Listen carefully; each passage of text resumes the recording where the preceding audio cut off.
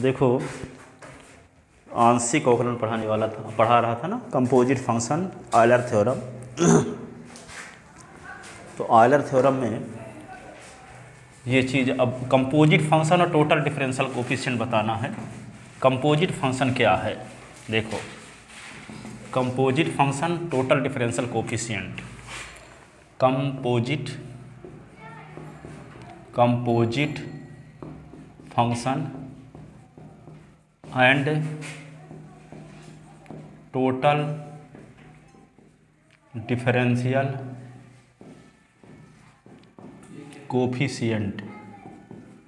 Coefficient संयुक्त फलन और पूर्ण अवकल गुणांक।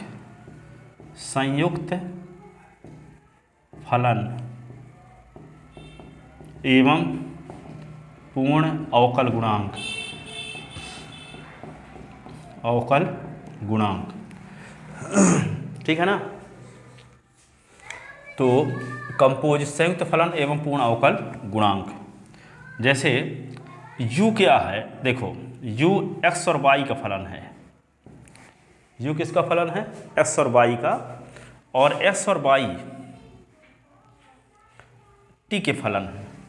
देखो, u x और y का फलन है। u is function of x y और x is function of t और y is function of t। तो यहाँ पे u s y का फलन है और x y t के फलन है, ठीक है।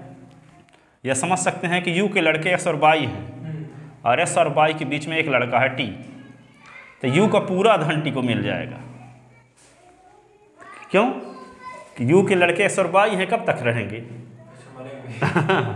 तो u का पूरा धन किसको मिल जाएगा? t को। तो u कहलाएगा t का दादाजी, कि नहीं? तो यहाँ u s और y का फलन हो और s y t के फलन हो, तो u कहलाएगा t का कंपोजिट फंक्शन, संयुक्त फलन। दादाजी यानी संयुक्त फलन, ठीक है। और u का t के सापेक्ष किया गया अवकल गुणांक पूर्ण अवकल गुणांक कहलाता है, ठीक है। तो यदि u s और y का फलन हो, s y t के फलन हो, तब u कहलाता है t का कंपोजिट फलन और u का t के सापेक्ष किया गया अवकलन कहलाता है पूर्ण अवकल गुणांक, ठीक है। तो यदि u x व y का फलन हो तथा x व y दोनों t के फलन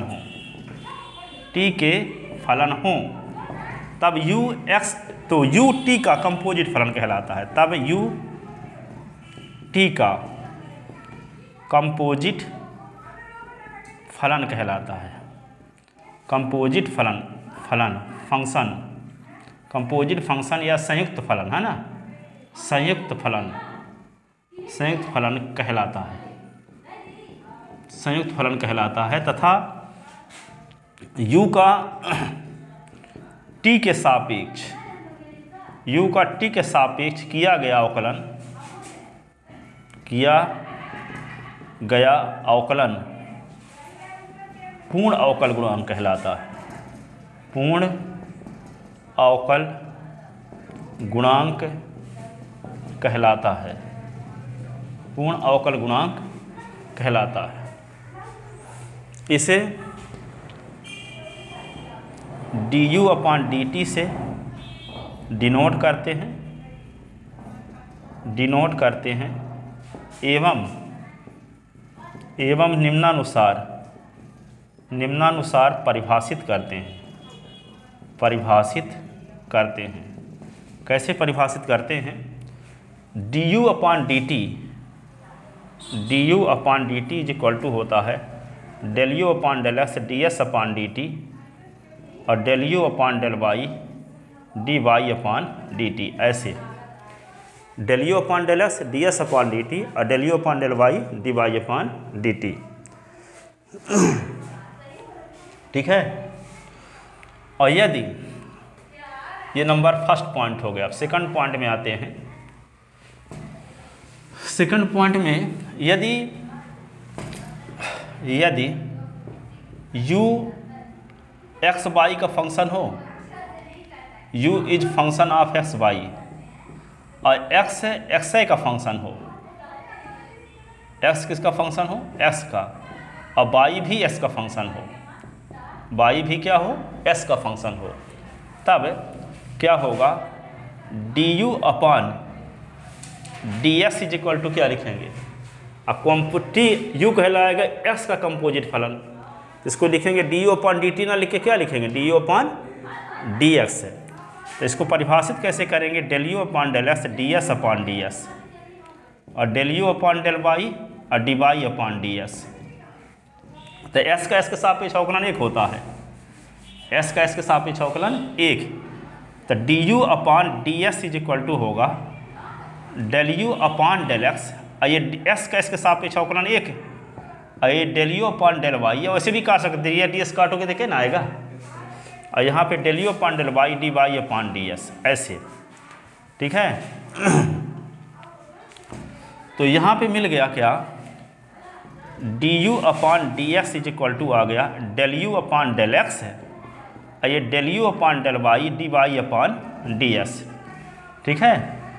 अब देखो इसी में तीसरा पॉइंट ये है, तीसरा पॉइंट कि यदि ये क्या है, u function of x y तो है, लेकिन ये अचर के बराबर है, कांस्टेंट टर्म, किसके बराबर है, अचर के बराबर है, ऐसी कंडीशन में तब D u upon d S 0 होगा, डी यू अपॉन क्या होगा, पूर्ण अवकल गुणांक क्या होगा, 0 होगा।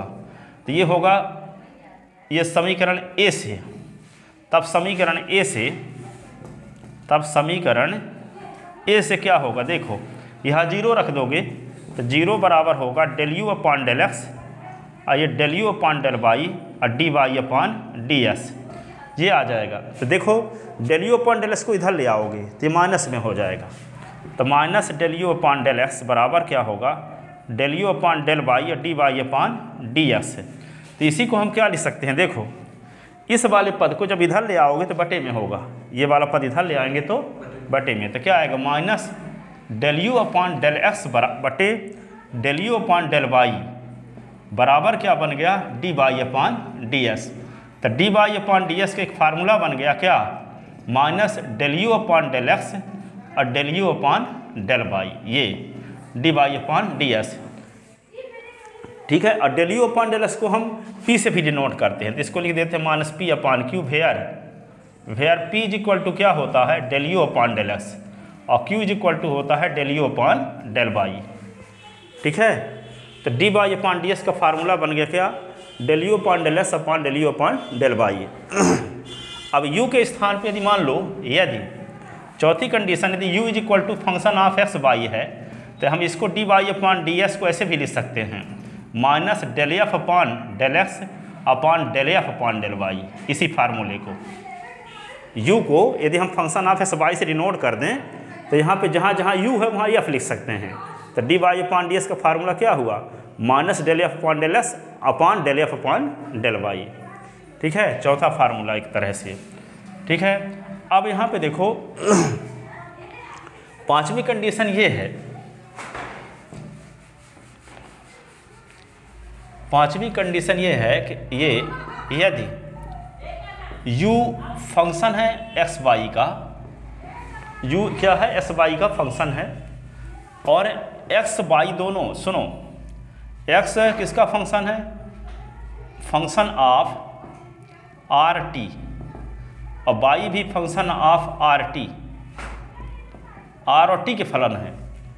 यहाँ u एस वाई का फलन है, वहाँ पे क्या था, x भी t का फलन था, y भी t का फलन था, लेकिन यहाँ x और y दोनों r और t के फलन है, ठीक है। इसका मतलब ये हुआ कि u x और y का फलन है, और x y के बीच में दो बच्चे हैं r और t, ठीक है।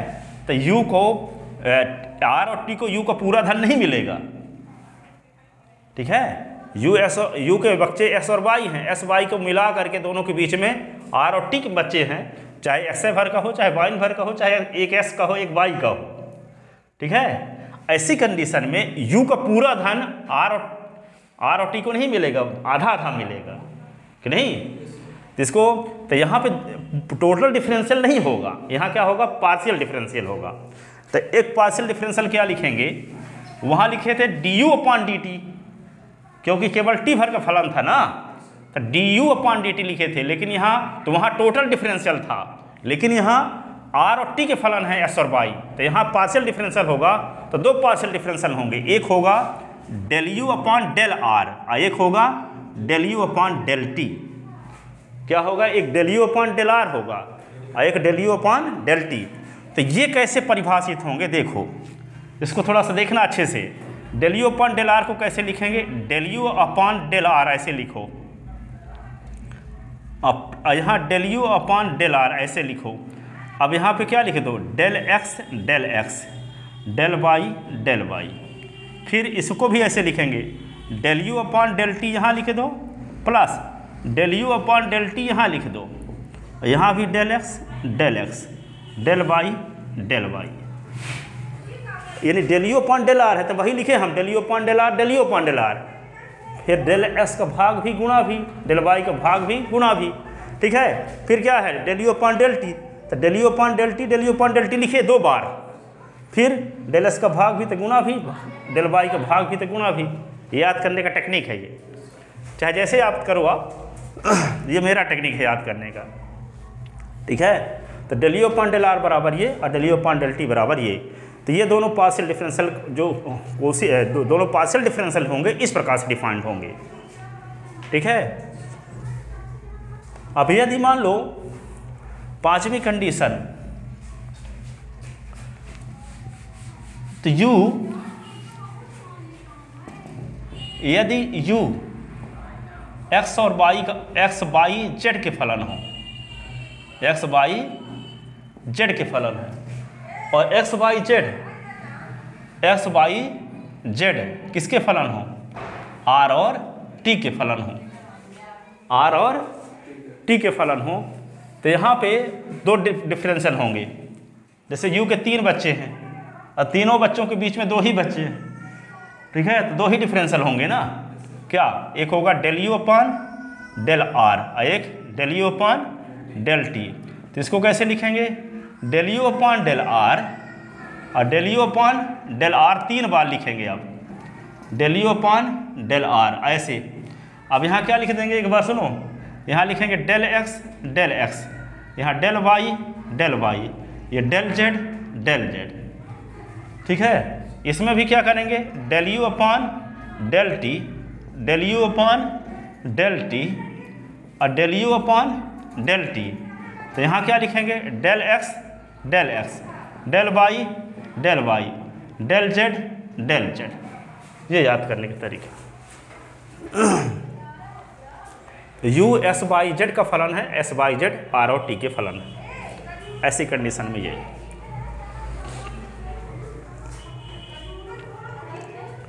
ठीक है।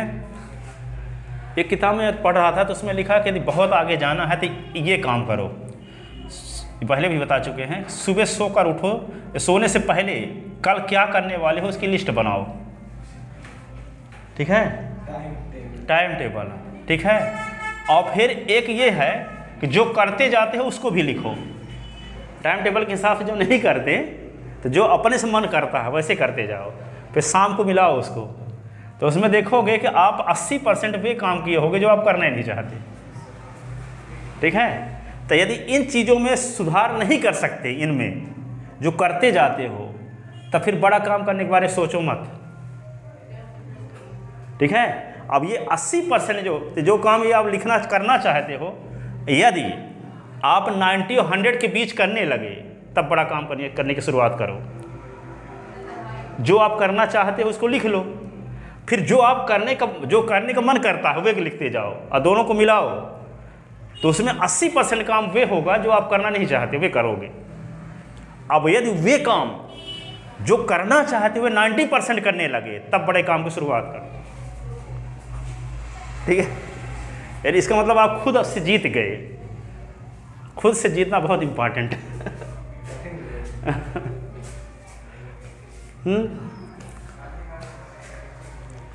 नहीं तो होगा क्या कि बिल्ली मंदिर में जाएगी तभी चूहे की तलाश करेगी। ठीक है, जाओ। क्वेश्चन कल बताएंगे, कल किस टाइम में आना। हाँ